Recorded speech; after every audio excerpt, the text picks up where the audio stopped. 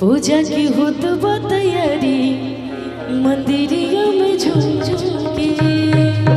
बोले सच्चे दरबार की।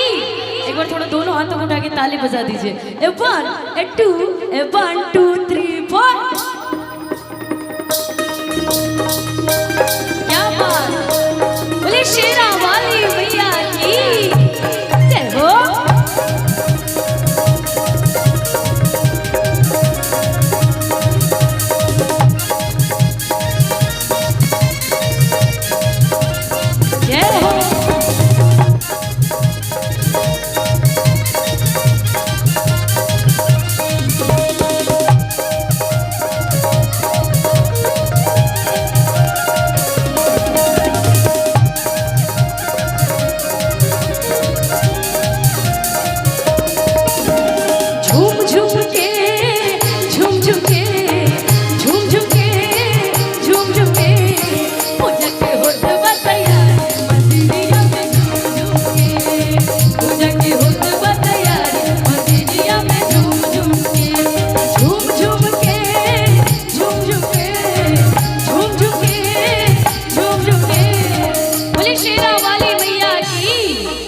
और जो हमारे भक्त बैठे कम से कम ताली तो बजा दीजिए बैठे बैठे कि पूजा के होत बा तैयारी मदीनिया में झूम झूम के।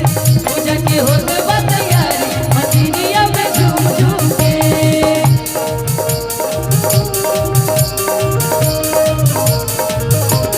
जय हो।